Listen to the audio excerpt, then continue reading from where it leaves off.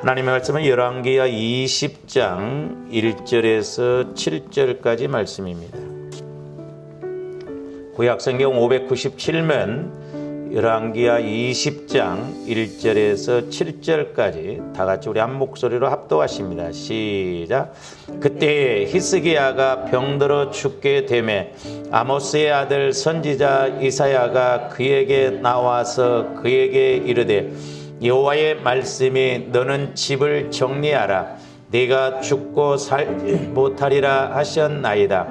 히스기야가 낯을 벽으로 향하고 여호와께 기도하여 이르되 여호와여 구하오니 내가 진실과 전심으로 주 앞에 행하며 주께서 보시기에 선하게 행한 것을 기억하옵소서 하고 히스기야가 심히 통곡하더라. 이사야가 성읍 가운데까지도 이르기 전에 여호와의 말씀이 그에게 임하여 이르시되 너는 돌아가서 내 백성의 주권자 히스기야에게 이르기를 왕의 조상 다윗의 하나님 여호와의 말씀이 내가 내 기도를 들었고 내 눈물을 보았노라. 내가 너를 낫게 하리니 내가 3일 만에 여호와의 성전에 올라가겠고 내가 내 날에 15년을 더할 것이며 내가 너와 이 성을 아수르 왕의 손에서 구원하고 내가 나를 위하고 또 내 종 다윗을 위함으로 이 성을 보호하리라 하셨더라. 이사야가 이르되 무화과 반죽을 가져오라 하매 무리가 가져다가 그 상처에 놓으니 나으니라. 아멘. 오늘 제목은 은혜 받는 비결의 세 가지 요소.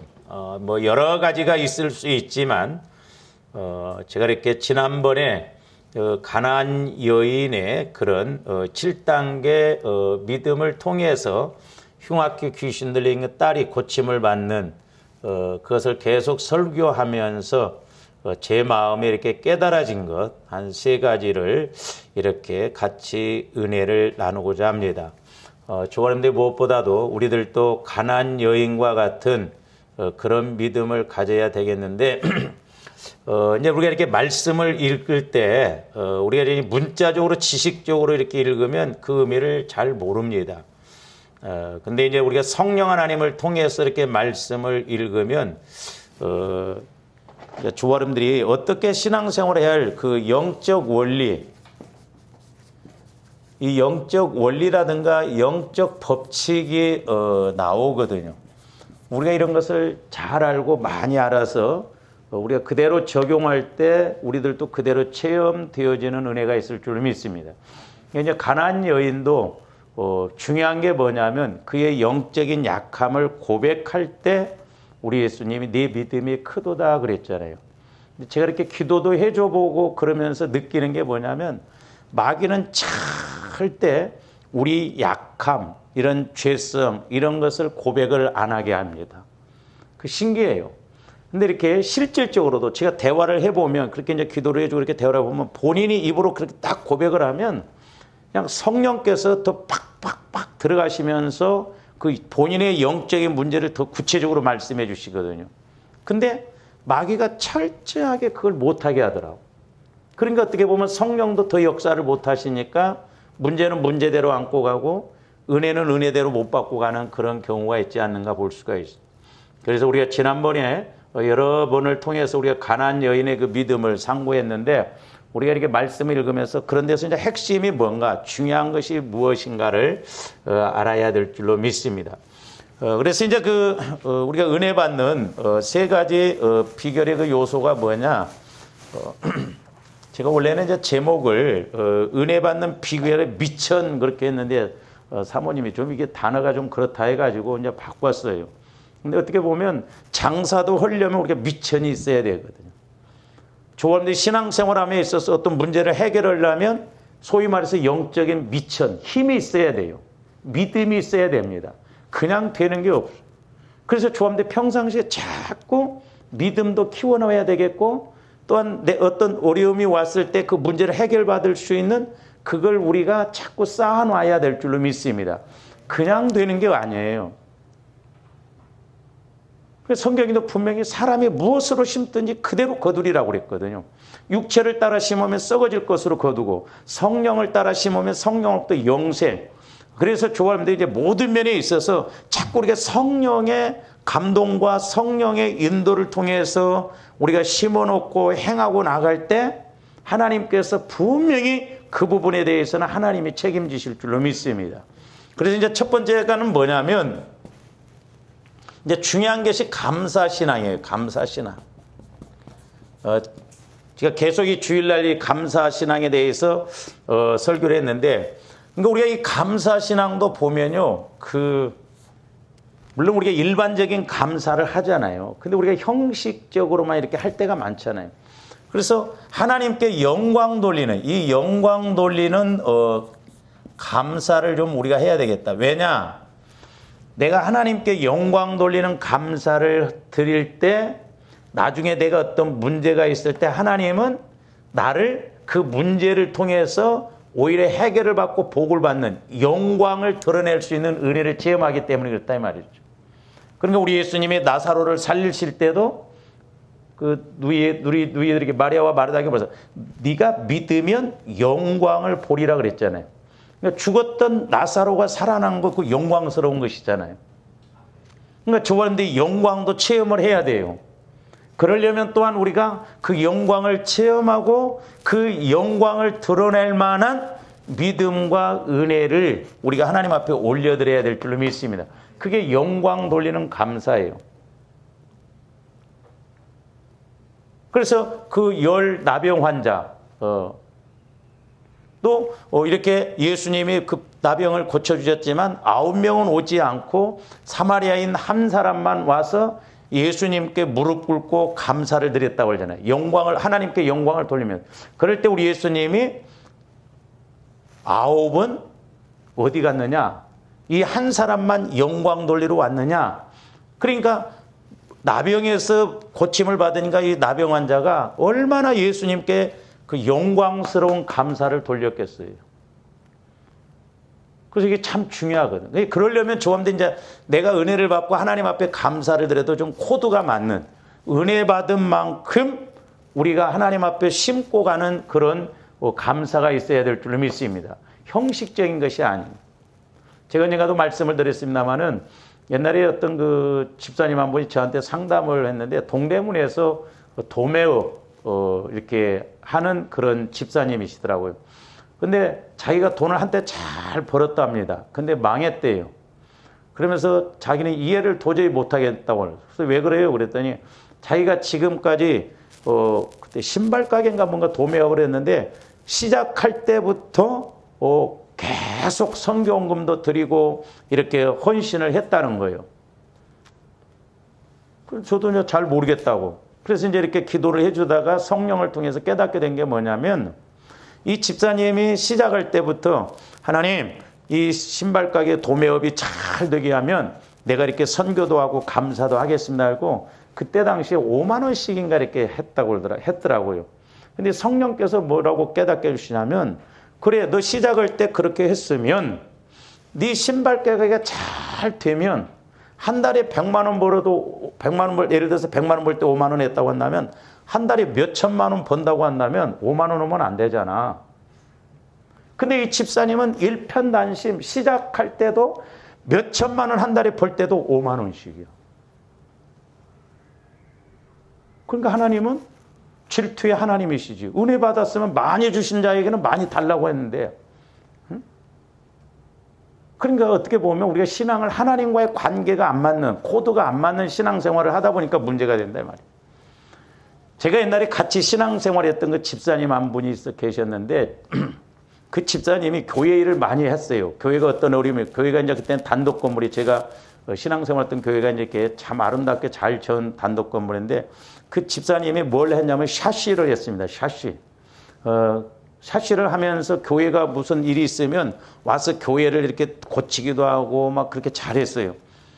제가 이제 그 샤시만 하는 것으로 알고 제가 이제 뭐 이렇게 헤어진 지가 꽤 오래됐죠. 저는 그래서 이제 신학대학을 하고 이렇게 이제 헤어지고 난 다음에 제가 이제 서울에 와서 목회를 하다가 그 전주를 갔더니 저희 형님이 뭐 저한테 부탁을 해요. 동생 그 옛날에 그 집사님 좀 기도 좀 해줬으면 좋겠다고. 그 왜 그러냐니까 지금 너무너무 어렵다는 거예요. 그래서 이렇게 만났어요. 만나서 이제 이렇게 기도를 하면서 뭐냐면 참 하나님은 인격자이시고 정확하신 하나님이신데 그렇게 교회 봉사를 열심히 하고 그러니까 하나님이 감동을 받으셨어. 기뻐하셔가지고 이 집사님이 샤쉬를 했는데 나중에 뭘 하고 다니냐면 난 몰랐는데 성전 건축을 하고 다니더라고요. 교회 성전 건축을 하도록 그렇게 하나님 복을 주셨어. 그러면 교회 성전을 건축하는 그런 은혜를 주셨으면 11조를 잘해야 할 거 아니야. 성령께서 대뜸 몰아넣으면 내 집 져가지고 돈 벌어먹게 했으면 11조 내야 하는데 왜 11조 안 하냐는 거예요. 아예 11조는 안 해버렸어. 그런데다가 하나님의 복 주실 리가 있습니까? 그러니까 결국 그 사업도 안 되게 하는 거예요. 그러니까 우리가 뭐 화장실 갈 때 마음먹고 나올 때 마음먹고 다르다고 그러잖아요. 그렇기 때문에 조아름들이 늘 성령의 인도를 받아야 할 이유가 마귀는 절대 하나님 말씀 쪽으로 못 가게 합니다. 하나님 기뻐하시는 쪽으로 못 가게 해요. 아이고 목사님 저는 마음이 뭐 내 마음 알지 않습니까? 내가 착실하고 아무리 착실해도요 하나님 쪽으로 안 가려고 합니다. 반대로 가려고 그래요. 그렇기 때문에 우리가 성령의 인도를 못 받으면 저도 마찬가지지만 제가 이번 추수감사주일 때 이 감사를 놓고 기도할 때 그 깨달음, 이 깨달음을 갖고 회개도 많이 했습니다만은 과연 내가 하나님 앞에 큰 은혜를 받을 때도 진짜 영광 돌릴 만한 감사를 했는가? 그렇잖아요. 그래서 제가 언젠가도 말씀드린 제가 헌금을 하는 게 아니에요. 집을 사도 10만 원, 병이 나아도 10만 원, 많이 하면 그렇잖아요. 그러니까 우리 수준에서 그냥 이렇게 가는 감사지 않습니까? 그래서 이 감사 신앙이 너무너무 중요하거든요. 그 다음에 이제 또 하나가 뭐냐면 하나님을 영화롭게 하는 감사가 돼야 된다 이 말이에요. 뭔 말이야 이 말은? 결국 내 감사가 하나님을 높이고 하나님을 드러내고 하나님이 기뻐하시는 그런 감사가 되냐 이 말이죠. 제가 몇 번 말씀드렸어요. 자식을 부모가 가르쳤으면 영광스러운 그런 자리에 올라 있으면 부모를 잘 살기 위해서 이 부모를 영화롭게 해드려야 되죠. 신앙도 똑같거든요. 그래서 하나님을 영화롭게 하는 이 감사는 더 중요해요. 내가 감사를 드렸는데 하나님이 하나님으로 나타나게 하시고 하나님을 하나님으로 높이고 하나님이 하셨다라고 하는 것을 확실하게 알게 하시는 거거든요. 그래서 우리가 시편 50편 23절 한번 봅니다. 감사로 제사를 드리는 자가 나를 어떻게 한다고요? 영화롭게 한다고 그랬잖아요. 감사로. 그냥 문자적으로 보면 그냥 뭐 형식적으로 감사가 아니라 진정한 감사는 하나님을 영화롭게 한다 이 말. 그러니까 하나님이 감동받으시고 하나님이 하나님 되게 나타나게 하시는 것이 하나님을 영화롭게 하는 것이고. 근데 이제 어떻게 보면 조함들이 이런 두 감사는 못한다 할지라도 작은 감사라 할지라도 일반적인 감사라 할지라도 우리가 감사가 식어지거나 끊기지 않아야 됩니다.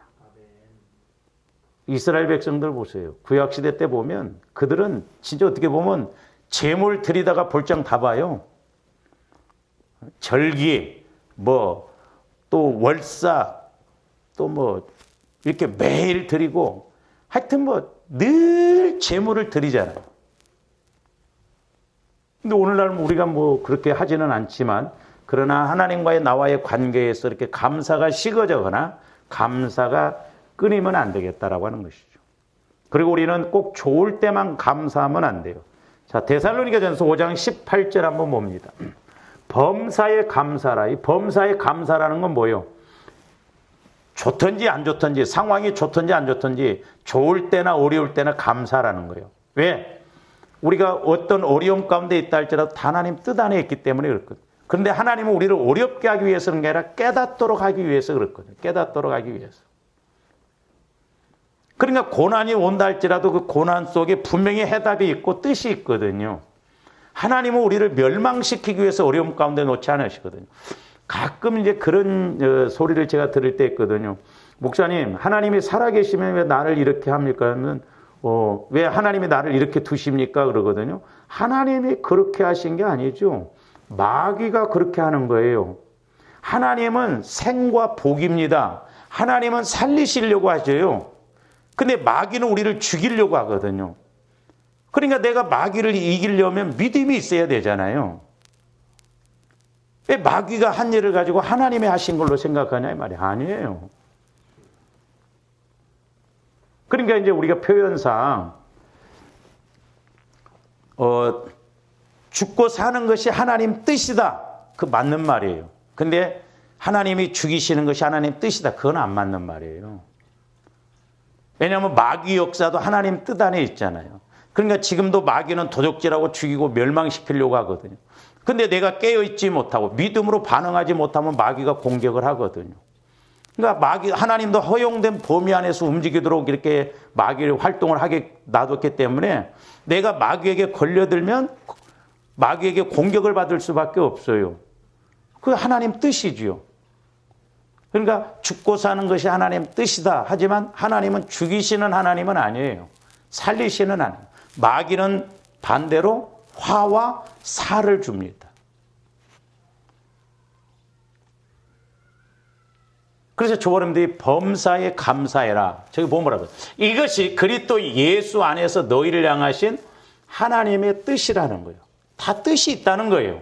내가 고난 가운데 있는 것도 하나님 뜻이고 내가 은혜 가운데 있는 것도 하나님 뜻이라는 거죠. 그래서 조원님들이 신앙생활하면서 어떤 상황이나 이런 걸 올 때 해석을 잘해야 될 줄로 믿습니다. 해석을 잘해야 돼요. 그리고 이 땅에서 우리가 살아가는 동안 문제 없는 사람은 없어요. 다 크고 작은 문제가 있습니다. 중요한 건 얼마만큼 그 문제를 잘 풀어가느냐, 잘 해결해 나가느냐, 그런 사람이 복받은 사람이에요. 문제 없는 사람은 없다니까요.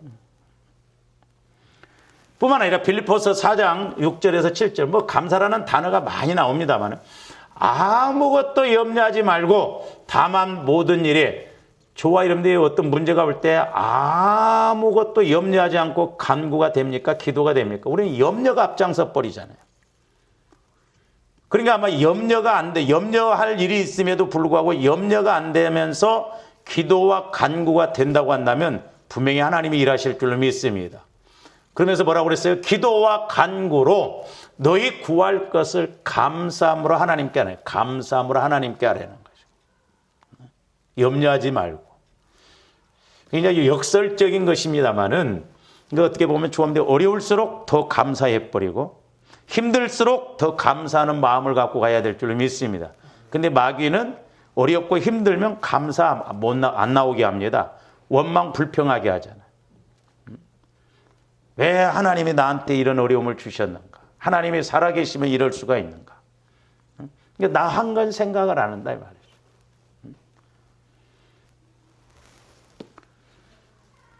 제가 그 어떤 이렇게 권사님도 한 분을 이렇게 기도해 드리면서 참 이제 좀 안타까웠던 것이 뭐냐면 이미 하나님께서 본인을 통해서 어떤 아픔을 겪었고 육신의 아픔을 그 다음에 남편 그 다음에 자식 때까지 와도 그걸 못 깨닫더라고. 메시지를 나한테 주신 것인데 그 메시지를 못 깨달아요. 그리고 무조건 해결만 해달라는 것이죠. 그러니까 우리가 하나님을 무인격적으로 믿으면 안 됩니다. 하나님은 살아계신 하나님이요 인격적인 하나님이시죠. 그래서 저와 여러분들이 하나님을 만나야 될 줄로 믿습니다. 그러면서 7절에 뭐라고 그랬어요? 빌립보서 4장 6, 7절 안 나왔어요? 그리하면 모든 지각에 뛰어난 하나님의 평강이 그리스도 예수 안에서 너희 마음과 생각을 지키신다고 그랬거든요. 그러니까 문제부터 해결이 현상부터 해결이 아니라 마음부터 지켜주시거든요. 왜냐? 우리 마음에서 믿어야 하나님도 역사를 하시기 때문에. 그래서 저와 여러분들이 영광 돌리는 감사 또한 하나님을 영화롭게 하는 감사의 신앙이 되어져야 될 줄로 믿습니다. 근데 이제 우리가 성경에 보면 오늘 이제 본문 보면 히스기야 왕이 나오는데 자, 역대야 32장 24절에서 26절 한번 봅니다.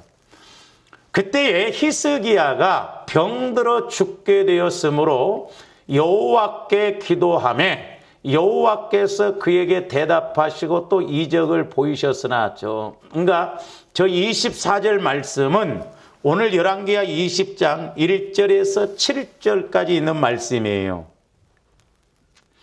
근데 오늘 말씀에도 보면 히스기야 왕이 왜 병이 걸려 있는 것에 대해 왜 병이 걸렸는가 그 이유는 말씀하시지 않았어요. 어쨌든 히스기야 왕이 병들었어요. 그랬을 때 오늘 말씀에 보면 히스기야가 낯을 벽을 향하고 이렇게 대성통곡하면서 울며 기도했거든요. 그럴 때 하나님께서 히스기야 왕의 병을 낫게 해주시고 생명을 15년 연장시켜 주셨어요. 그 표징으로 해가 그림자가 뒤로 10도가 물러가기까지 하는 그거였거든요. 그 내용이 저 24절이에요. 기도하며 여호와께서 그에게 대답, 그러니까 병도 낫게 해주시고 생명도 연장시켜 주시고 이적을 보이셨어요. 해가 그림자가 뒤로 10도가 물러가도록. 그 이후에 보면 우리가 역대하서 그 32장 이제 22절 23절 앞에 보면은 그렇게 이스라엘을 공격했던 또 남유다까지도 공격했던 아수르 왕 사네립, 하나님이 그래서 그 아수르 왕 사네립과 아수르를 무너지게 합니다. 그러니까 많은 민족의 사람들이 이 유대인들을 위대하게 보고 막 예물을 예루살렘으로 갖고 와서 하나님께 드리고 그 다음에 귀한 보물을 히스기야 왕에게 드리면서 존귀하게 됐다라고 그랬거든요. 그러니까 병도 그렇게 나음받고 생명도 15년 연장받고 그랬는데 그 이후에 이 히스기야 왕이 어떻게 됐냐? 히스기야가 마음이 교만해요. 병도 아마 마음이 교만해서 걸렸던 것 같아요. 근데 왜 병이 걸렸는가는 나오지는 않았어요. 그러나 어쨌든 기도에서 나왔는데 그 이후에 하나님께서 히스기야 왕을 물질적으로나 모든 면에서 엄청난 복을 주셨거든요. 그러니까 조언들이 잘 될수록 조심해야 됩니다. 왜 우리는 꼭 잘 되고 난 다음에 망해먹냐 이 말이에요. 네? 그 잘됨이 끝까지 잘 가면 얼마나 좋겠어요. 나는 아직 그런 거 아직 모르겠어요. 내가 아직 못 봐서 그런지 내가 처음부터 복 받아가지고 죽을 때까지 이렇게 복을 받고 있습니다. 그런 간증 못 들어봤어요. 내가 한때 이렇게 잘 믿었고 이렇게 복을 받는데 지금은 다 망해먹었습니다. 왜 꼭 망해먹고 예수 만나냐 이 말이에요. 그게 영적인 관계가 안 되면. 어떻게 보면 베드로는 2배 가득 채워지는 것을 보고 나는 죄인으로서다 그랬거든요. 그러니까 조합들이 잘 될수록 은혜 받을수록 더 기도하고 영적으로 내가 더 잘 보여져야 될 줄 믿습니다. 근데 뭔가 좀 말 타면 마부 두고 싶다고 뭔가 조금 세상적으로 잘 되면 눈에 안 보여. 그래서 저기 보면 뭐라고 써요? 히스기야가 마음이 교만하여 그 받은 은혜를 뭐하지 아니하고 보답하지 아니했다 이 말입니다. 그러니까 히스기야가 그렇게 병이 났고 그렇게 하나님께서 이렇게 생명도 15년 연장시켜 주시고 오늘 말씀에 보면 히스기야가 병들었을 때 자식이 없었습니다.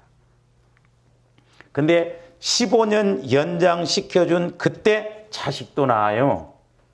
그러면 하나님 앞에 이렇게 보답도 하고 감사를 드려야 할까요? 영광 돌리는 감사, 하나님을 영화롭게 하는 감사를 해야 될 거 아니에요. 그러니까 오늘날 우리가 감사가 식어지고 감사가 끊긴다는 건 뭐예요? 형편이 어려워서가 아니에요. 교만해서 그럽니다. 하나님과의 관계가. 그리고 이게 하나님과의 관계에서는 뭐 내가 물질적으로 잘 산다고 해서 감사 많이 하는 게 아닙니다. 믿음이 있어야 돼요. 믿음이. 그러니까 보세요. 보답하지 아니하므로 진노가 그와 그 유다와 예루살렘에 내리게 되었더니 그래서 이제 저도 이렇게 꼭 그런 건 아닌다만 기도를 해줘 보면서 좀 안타까운 것이 뭐냐면 뭔가 하나님 앞에 심어놓은 것이 우리가 있어야 되겠더라 이 말이죠. 그만큼 큰 문제를 해결받으려면 내가 그만큼 하나님 앞에 하나님을 움직일 만한 믿음, 그런 감사, 영광 돌리는 것이 있어야 되는데 우리는 평상시에 그렇게 못하고 어떤 문제가 터지면 그 문제 해결해 달라고 그러는데 물론 하나님은 사랑의 하나님이셔요. 어떤 뜻이 있으셔서 뭐 고쳐주시기도 하고 뭐 또 문제를 해결해 주시기도 하는데 그 어떻게 보면 참 우리가 어떤 어렵고 힘든 문제가 오면 쉽지 않은 것을 볼 수가 있거든요. 그나마 이제 26절 보세요. 뭐라고 그럽니까?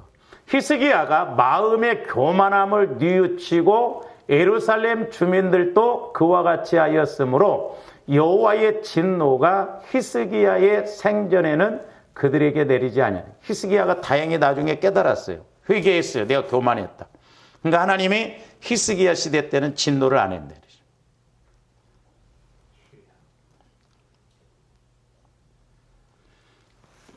그래서 히스기야 왕도 보면 은혜 받은 만큼 복을 받은 만큼 보답해야 되는데 감사를 돌려야 되는데 감사를 돌리지 않고 그러니까 하나님이 결국 진노를 내리시잖아요. 그래서 하나님은 그냥 이웃집 할아버지처럼 우리가 막 마음대로 신앙생활하다 하나님 하면 뭐 착착 그게 아니고 오해하면 안 됩니다. 하나님은 진짜 인격적인 하나님이셔요. 우리가 하나님을 오해하시면 안 돼요. 전지전능하다고 그래서 그냥 무대포로 그냥 허허 그런 하나님이 아니에요. 너무나 정확하시고 어떻게 보면 하나님은 정확하게 따지셔요. 그렇기 때문에 저와님들이 믿음을 가지고 늘 반응을 하는 저와 여러분들이 되시기를 주님의 이름으로 축원을 드립니다. 그 다음에 이제 두 번째로 물론 이제 이게 두 번째가 먼저 가야 되는데 깨닫는 신앙이에요. 깨닫는 신앙.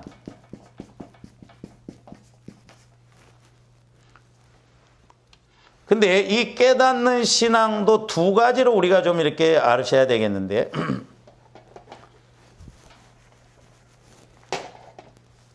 하나는 뭐냐면 뭘 깨달아야 되냐면 죄를 깨달아야 됩니다. 죄를.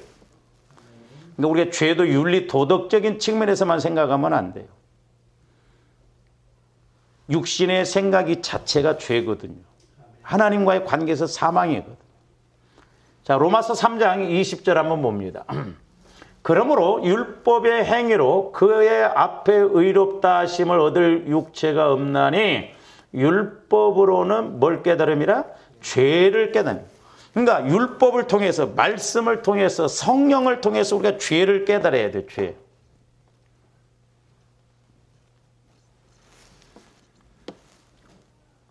그래서 조합들이 죄를 자꾸 깨달아야 되는데 이제 사람들이 이렇게 죄라고 하니까는 자꾸 어떤 윤리 도덕적인 측면에서 내가 나쁜 짓 않고 그러면 죄가 없는 줄 아는데 아니에요.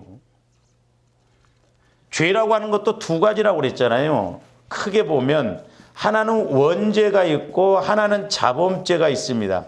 근데 이 자범죄도 저도 몰랐었어요. 처음에. 오늘 성령께서인데 하나는 윤리 도덕적인 측면에서 죄요. 이건 세상법으로도 다스립니다. 행동적으로 보이는 거, 현상. 근데 자범죄 중에서 이게 본죄라고도 하고 다른 말로 하면 영적인 자범죄라고도 이렇게 하는데 내가 미워하면 죄잖아요.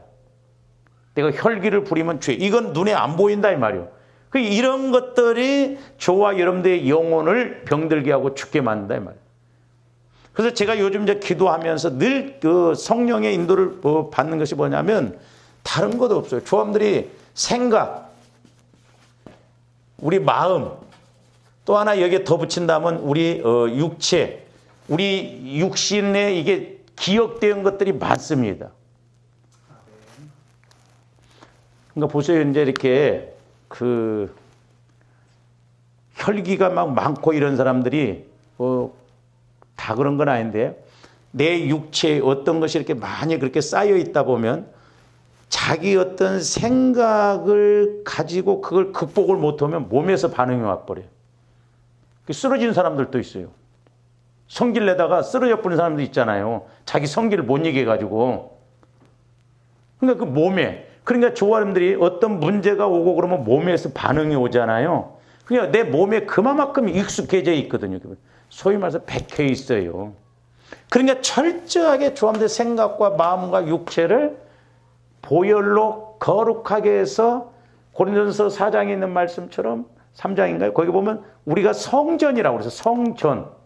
성전이 온전히 이루어질 때 성령께서 역사하실 줄로 믿습니다. 근데 내 마음 갖고 내 생각 갖고 그렇게 신앙생활하면 안 된다니까요. 자꾸 우리가 성화를 이루어 가야 돼. 내 마음과 내 생각, 내 육신까지도 거룩하게 하면 주함대 그냥 뭘 걸어가면서도 성전이 되어지면 성전된 곳에 성령께서 자연적으로 말씀하시잖아요. 근데 마귀도 내 생각과 마음과 육체를 가지고 공격하니까 이 부분을 적용을 해서 기도하면 마귀가 가만히 있지를 않아요.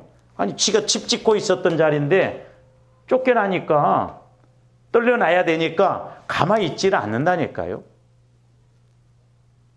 그래서 마귀도 그렇게 안 하려고 때로는 목회자를 통해서 설교를 통해서 기도를 통해서 지적해도 자존심, 감정 갖고 절대 내 마음을 처리를 안 하려고 합니다. 이게 무서운 거예요. 자존심, 감정이. 그래서 죄를 자꾸 깨달아야 돼요. 그러니까 가나안 여인도 보세요. 예수님이 영적으로 지적한 거거든요.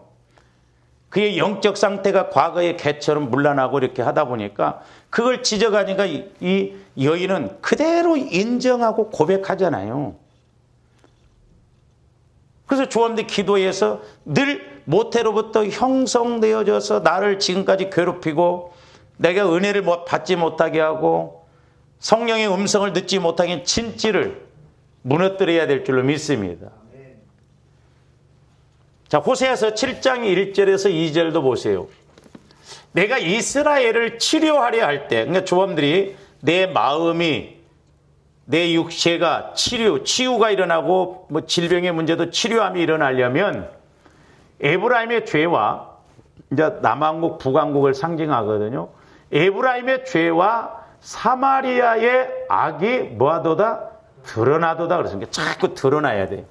그러니까 조화 이름들이 기도할 때 모태로부터 내가 상처받은 것은 뿌리 이런 것들이 자꾸 성령을 통해서 보여지고 드러나야 될 줄로 믿습니다.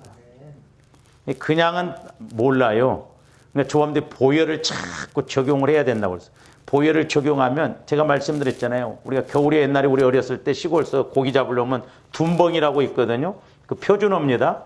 그 여름 가뭄에 논에 물이 마르면 거기 퍼서 쓰려고 이렇게 웅덩이를 파놔요. 그러면 겨울에 물이 있거든요. 그러면 이제 우리 선배들이 겨울에 이렇게 할 일 없고 그러니까 고기를 잡으러 가면 소석회라고 있어요. 소석회. 하얀 시멘트인데 톡해요. 흐르는 물에나 아니면 고여있는 물에다가 소석회를 이렇게 반포, 한 포 풀면요. 나중에 고기들이 다 땅에서 다 떠버립니다. 독하니까. 그러면 잡아다가 한참 이렇게 물에 담궈놨다가 이렇게 해서 찌개 끓여서 막 술 먹고 막 그랬거든요. 우리 어렸을 때 보면. 옛날에 제가 보혈을 적용할 때 성령께서 그 비유를 보여주시더라고요. 보혈을 믿음으로 적용하면 저와 여러분들 안에는 죄성이 다 뜬다니까요. 그래서 예수님 피는 아벨의 피보다 더 낫게 말하는 피라고 그랬잖아요. 아벨은 자기가 죽음에 대해서 피를 흘리면서 피가 호소한다고 그랬잖아요. 근데 예수님의 피는 살리는 피예요. 살리는 피. 우리를 거룩하게 하는 피. 그래서 물과 피와 성령은 요한일서 5장 6절 8절에 보면 하나라고 그랬잖아요. 그러니까 보혈을 적용하면 성령께서 꼭 보여주시거나 말씀하셔요. 그러니까 아벨의 피보다 더 낫게 말하는 거잖아요. 우리를 살리시고자 하니까. 신기해요. 그래서 영적으로 보여지고 영적으로 들려진다 이 말이죠. 그러니까 보혈이 능력이에요. 내가 처리되어지는 방법이 뭐냐? 내가 죽어지는 길이 뭐냐? 보혈 의지하면 돼요. 근데 우리 한국교회 죽는 법을 안 가르쳐줬어. 십자가에 못 박히고 고난주가 되면 어떻게 가르쳐야 돼? 꽥 그런 거에서 죽는 거예요? 죽었습니다 한다고 해서 죽는 거냐고. 보혈을 적용하면 죽어진다니까요. 저절로. 왜? 내 생각이 처리가 되어지니까. 마귀가 처리되어지지 않는 옛성품, 옛사람을 통해서 살아있어가고 자꾸 도적질당하고 그렇게 하잖아요. 근데 내 자아가 자꾸 죽어져. 제가 기도해보면 기도해볼수록 이 세 가지만 온전하게 성전을 이루면 되겠다. 보혈을 통해서 거룩하고 깨끗해지면 성령이 나를 성전 삼으시고 생각도 영의 생각, 마음도 주님 마음, 몸도 거룩해져. 구별이 되어진다 이 말이죠. 제가 교만해서 그런 게 아니라요. 이 건강도 신기하더라고요. 기도를 이렇게 하다 보면 어떻게 해야 건강하는가 그런 원리도 깨달아진다니까.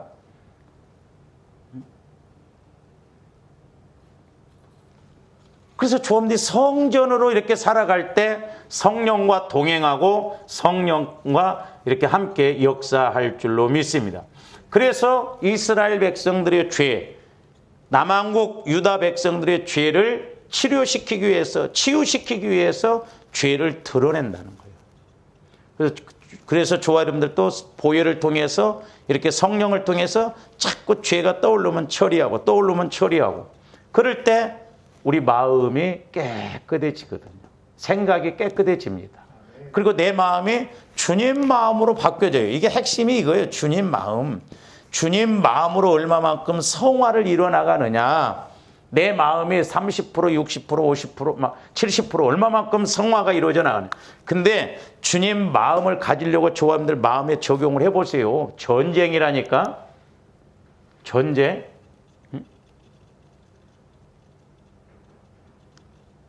여러분 마음 안에 있는 그런 악하고 어둡고 더러운 영을 쫓아내 보려고 해보세요. 괜히 기도하기 싫어. 교회 가기도 싫습니다. 성경 읽기도 싫어요. 마귀가 그렇게 교묘하게 방해하고 공격합니다.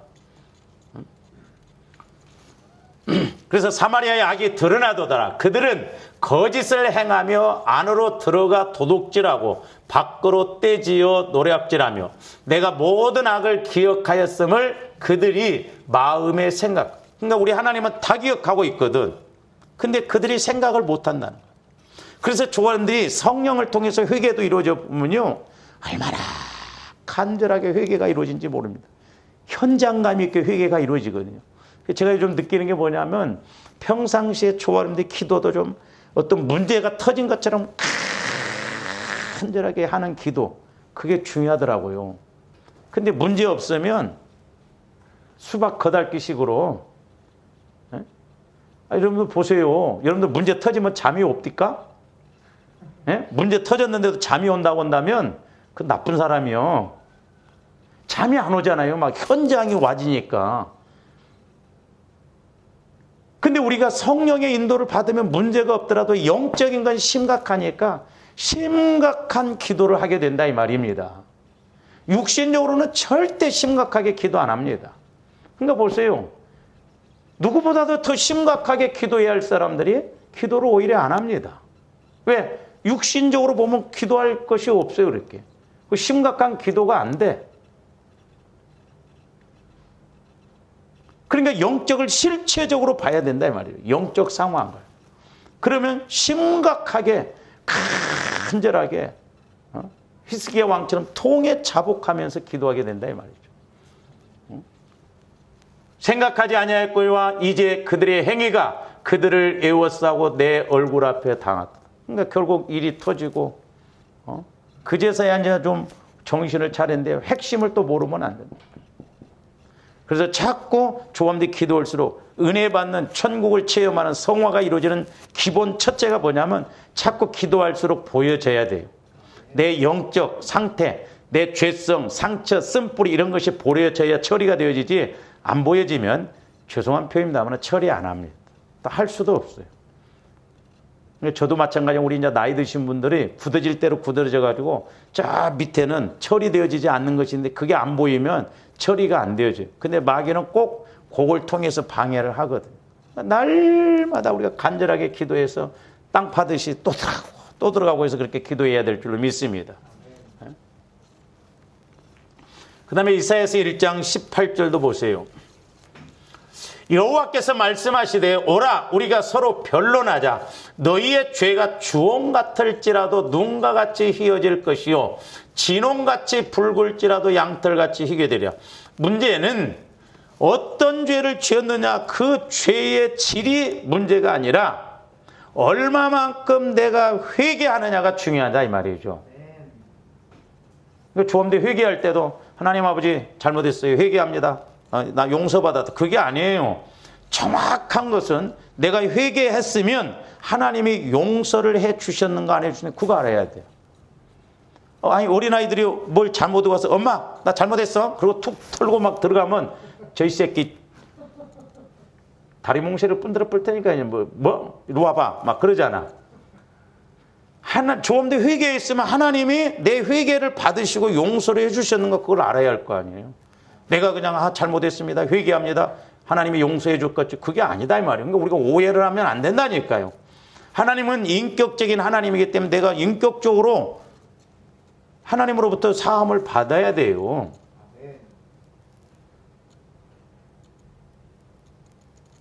그러니까 어떤 것이라도 진짜 그 죄만큼 내가 철저하게 인식하고 회개하면 사함 받습니다.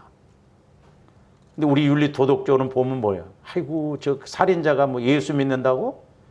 이해 못 하잖아요. 그러니까 회개도 얼마만큼 우리가 정확하게 잘하느냐. 그러니까 보혈을 통해서 성령을 통해서 회개가 이루어지면 평안함이 와지고 그것에 대해서 근심 걱정이 없어집니다. 그래서 요한일서 1장 7절에서 10절도 보세요. 그가 빛 가운데 계신 것 같이 우리도 빛 가운데 행하면 우리가 서로 사귐이 있고 조범대 빛 가운데 있어야 될 줄로 믿습니다. 예수님은 빛으로 오셨다고 그랬어요. 이따 뒤에서 우리가 요한복음 1장에서 보면 나오죠. 그러니까 자 조범대 늘 이렇게 교회도 오잖아요. 다 지금 불 켜놓고 보면 피아노가 어디 갔고 뭐 어디 갔고 하는데 불 딱 꺼놓으세요. 늘 보던 자리지만 헤매거든요. 이 영적인 거 똑같습니다. 그러니까 빛 대신 예수 그리스도 보혈을 의지해서 우리가 가면 성령께서 그 죄를 보여주고 어둠을 보여주고 고백하고 자백하게 해서 회개하게 해서 은혜 받게 한다 이 말이죠. 그래서 사귐이 있고 그의 아들 예수의 피가 그러잖아요. 예수의 피가 우리를 모든 죄에서 깨끗하게 하실 거예요. 그러니까 예수 피가 핵심이에요. 어떤 원죄 문제도 해결해 주셨잖아요. 이제 자범죄 문제도 철저하게 회개하면 그래서 그 죄성이 마귀 역사가 떠나가면 죄가 안 범해지거든. 회개가 정확하게 그러니까 예수 피를 통해서 우리가 내 안에 이런 죄성 마귀 역사를 자꾸 떠나가게 해야 되거든. 그런데 8절 만일 우리가 죄가 없다고 말하면 스스로 속이고 회개할 것 없다 나는.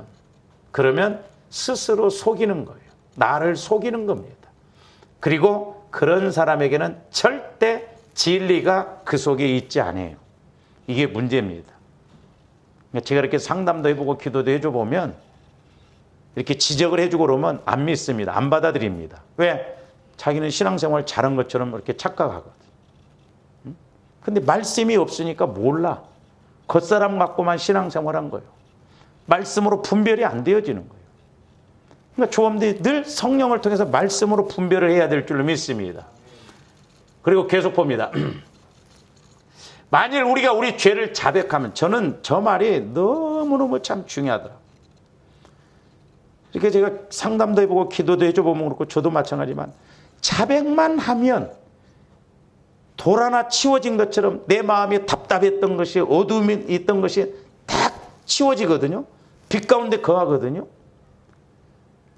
그러면서 스펀지에 물이 빨려 들어가는 것처럼 성령도 막 팍팍 들어가거든요. 저 자백이 그렇게 중요한데 마귀가 철저하게 자백 고백을 못하게 합니다. 조범들이 뭐 주시옵소서 이런 거 안 해도요. 내 안에 죄성만 이렇게 회개하고 자백만 해도요. 천국 되어줘요. 할렐루야. 네? 그러면서 그래서 자백하면 그는 미쁘시고 미쁘시다 이 말은 신실하시다 이 말이에요. 그러니까 하나님은 신실하신 하나님이시오. 그러니까 죄를 자백하고 회개하면 신실하신 하나님께서 정확하게 역사하신다 이 말이에요. 그러면서 우리 죄를 사하시며 우리를 모든 불의에서 깨끗게 하신다고 그래요. 깨끗게 하신다. 죄 지은 것이 문제가 아니라 얼마만큼 회개하느냐가 중요한 거예요. 그걸 인식하고. 근데 10절 또 반복해서 말합니다. 만일 우리가 범죄하지 아니하였다면 하나님을 거짓말하는 이로 만드는 것이니 또한 그의 말씀이 우리 속에 그 말씀이 없어요. 문제는 뭐냐면 성령의 역사가 안 나타나고 성령을 통해서 말씀을 모르는 거예요. 들려지지 아니하니까. 이거 무서운 거예요. 저와 여러분들 그러므로 늘 말씀을 읽을 때든지 들을 때든지 기도할 때든지 말씀이 자꾸 깨달아져야 될 줄로 믿습니다. 할렐루야. 그래서 이것이 죄가 처리가 되어져야만이 내 마음이 주님 마음으로 성화가 이루어지고 성화가 이루어진 마음에 하나님은 성령을 통해서 말씀을 주셔요. 그래서 이제 말씀이 주어지면 또 하나는 뭐가 깨달아지냐면 말씀이 깨달아져요. 말씀. 그러니까 조합들이 늘 죄가 깨달아져서 회개하고 처리하고 주님 마음으로 이렇게 성화가 이루어졌어. 그러면 성령께서 또 말씀을 주셔요. 그러면 말씀이 깨달아지거든요. 그러니까 말씀이 깨달아져야 돼요. 나는 아무리 말씀을 읽어도 깨달아지는 게 없어. 그 문제예요. 영혼이 어떻게 보면 병들었기 때문에 그렇다 말이에요. 영혼이 죽어있기 때문에. 말씀이 깨달아질 때 은혜가 와요. 할렐루야. 그러니까 성령을 통해서도요. 예를 들어서 죄도 깨달아지면 내가 아무리 악한 죄라도 막 회개가 되면서 고백도 합니다. 내가 이렇게 나쁜 놈이네. 이런 죄도 보면 근데 만약에 다른 사람이 에이씨 그래봐요. 기분 나빠요. 신기해요. 성령을 통해서 죄를 깨달아도 은혜가 되고 감사하고 더더구나 말씀이 깨달아지면 얼마나 좋은지 몰라요. 날아갈 것 같아 막. 살 것 같아. 왜? 영혼이 그만큼 살아나니까 그렇다 이 말이죠. 근데 이제 저도 처음에 말씀이 깨달아질 때 깨달아지면 다 한 줄 알았어요. 나중에 제가 그런 질문, 하나님 왜 말씀은 깨닫게 해주셨는데 응답이 이렇게 안 이루어집니까? 더딥니까? 그랬더니 내 종아, 네가 말씀이 깨달아졌다는 것은 이제 너하고 나하고 코드가 이제 맞아졌다는 거예요. 생각이 이제 맞아졌다는 거죠. 이제 대화가 된다 이 말이에요. 그러면 깨달아진 말씀을 가지고 다 기도해서 더 착고해서 성장해야 될 줄로 믿습니다. 그래서 마태복음 보면 이제 믿고 지킴으로 열매가 맺는다고 그랬잖아요. 그래서 말씀을 깨닫는 게 중요해요. 말씀이 깨달아진다는 것은 뭐냐? 내 마음이 주님 마음으로 성화가 이루어졌다는 거예요. 자, 마태복음 13장 23절 한번 봅니다. 좋은 땅에 뿌려졌다는 것은 말씀을 듣고 뭐하는 자니? 깨닫는 자니 그랬어요. 좋은 땅이라는 것은 예수님 마음을 말해요. 새 마음, 거룩한 마음은 예수님 마음이에요. 적어도 좋은 땅은 예수님 마음이에요. 내가 착실한 마음에서 깨달아진 게 아니에요. 아무리 육신적으로도 착해. 근데 그런 사람 봤어요. 육신적으로 보면 착실합니다. 얌전하고. 근데 그 얌전한 것도요. 또 부모한테 막 이렇게 짓눌려 갖고 얌전한 사람들 있더라고. 그런 사람이 나중에 이제 어떤 상황이 오면 폭발하면 감당 안 됩니다. 짓눌려. 이제 그런 사람들이 결혼해 갖고 이제 남편하고 이제 살아보세요. 가만히 안 했어요. 막 폭발해 버리고. 근데 그 성품적으로 착실한 사람이 있는데요. 착실하게 은혜 못 받더만. 그런 사람도 있어요. 그러니까 이 성격적으로 성품적으로 착실한 건 어떻게 보면 별로 의미 없어요. 그건 인격적으로 형성돼. 물론 이왕이면 착실한 게 좋은데 우리는 영적으로 착실해야 될 줄로 믿습니다. 그래서 이 좋은 땅이라고 하는 것은 주님 마음을 말하는 거예요. 주님 마음. 왜? 하나님의 말씀은 주님 마음 안에서만 믿어지고 깨달아지고 자라날 수 있기 때문에 때문에. 그래서 좋은 땅에 뿌려졌다는 것은 말씀을 듣고 깨닫는 자니. 듣고 깨달아요. 성령을 통해서 듣고 깨달아요. 조함들이 내 마음 갖고 신앙생활 할 것 같으면 예수 50년, 50년 믿는 사람이 더 잘 믿어야 할 거 아니에요. 그렇잖아요. 그러니까 우리가 속지 말아야 돼요. 하나님의 말씀과 법은 내 마음으로는 절대 믿을 수 없고 지킬 수 없다는 걸 알아야 돼요. 하나님의 말씀은 주님 마음으로만 깨달을 수 있고 주님 마음으로만 믿을 수 있고 주님 마음으로만 지킬 수 있다는 걸 알아야 돼요. 그래서 내가 주님 마음으로 성화가 이루어질 때 나 영혼은 주님 마음과 하나요. 한 형상이기 때문에 주님 마음 안에서 있다가 말씀이 와지면, 성령을 통해서 말씀이 와주면 나 영혼이 주님 마음 안에서 그 말씀을 받을 때 믿어지고 깨달아진다 이 말입니다. 알면 쉬운데 참 이게 간단한 문제가 아니에요, 보면. 그래서 듣고 깨닫는 자니 결실하여 어떤 것은 100배, 어떤 것은 60배, 어떤 것은 30배가 되느니라 하시더라 그랬어요. 잘 보세요. 말씀을 깨닫느냐 못 깨닫느냐가 결국 결정이 되어지는데, 말씀을 듣고 깨닫는 마음이 주님 마음, 옥토밭에서만 말씀이 깨달아진다고 그랬어요. 근데 19절에서는 뭐라고 그랬는가 보세요. 아무나 천국 말씀을 듣고 깨닫지 못할 때는 그랬어요.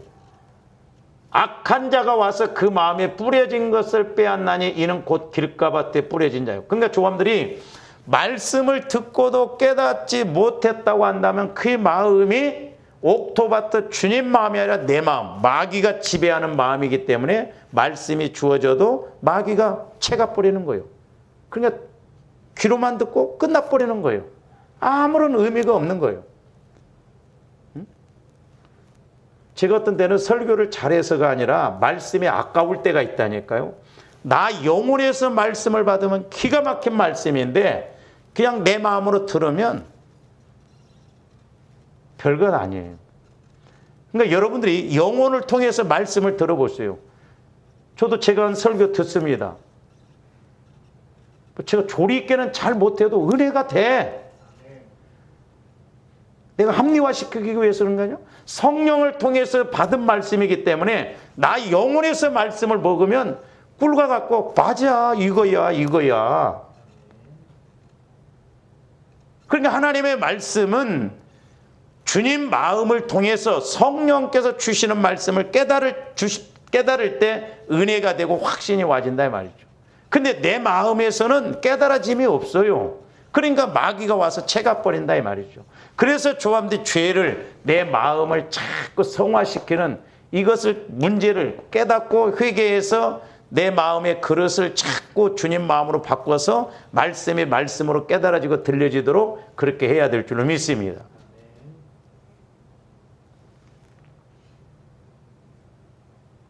이제 시작했는데 벌써 끝나버렸어요. 오늘 좀 여기까지 합니다. 사랑의 아버지 하나님, 감사를 드립니다. 이제 우리가 말씀을 읽고 들을 때나 또한 신앙생활할 때 막연한 신앙생활이 아니라 그저 지식적인 신앙생활이 아니라 이제 우리 영혼의 양약이 되고 양식이 되고 복이 되고 기쁨이 되고 응답이 되고 아버지 하나님 영광을 돌리는 신앙생활 되게 하여 주시옵소서. 감사를 드리오며 예수 그리스도 이름으로 기도하옵나이다. 아멘.